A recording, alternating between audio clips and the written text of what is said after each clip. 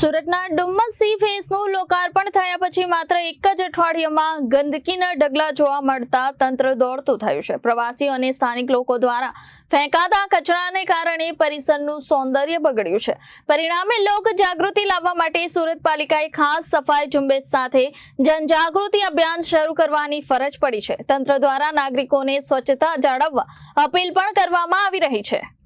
સુરત શહેરના મનોરંજન અને પ્રવાસન ક્ષેત્રે એક નવું છોગું ઉમેરાયું છે। ડુમ્મસ સી ફેસ 8 માર્ચ 2026ના રોજ જ્યારે આ ભવ્ય પ્રોજેક્ટને લોકો માટે ખુલ્લો મૂકવામાં આવ્યો ત્યારે સુરતીઓમાં અનેરો ઉત્સાહ જોવા મળ્યો હતો। જો કે આ ઉત્સાહની સાથે નાગરિક શિસ્તનો અભાવ પણ જોવા મળ્યો, જેના પરિણામે લોકાર્પણના એક જ અઠવાડિયામાં આ સુંદર સ્થળ કચરાપેટીમાં ફેરવાઈ ગયું હોય તેવા દ્રશ્યો સર્જાયા હતા। આ ગંભીર પરિસ્થિતિને ધ્યાને લેતા સુરત મહાનગરપાલિકાના કમિશનરે તાત્કાલિક ધોરણે સ્પેશિયલ સફાઈ ઝુંબેશ અને જનજાગૃતિ અભિયાનના આદેશ આપ્યા છે।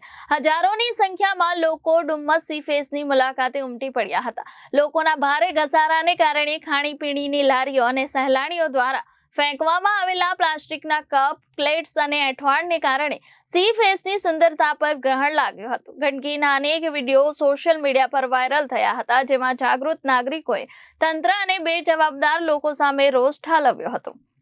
Bureau report, Janadesh news.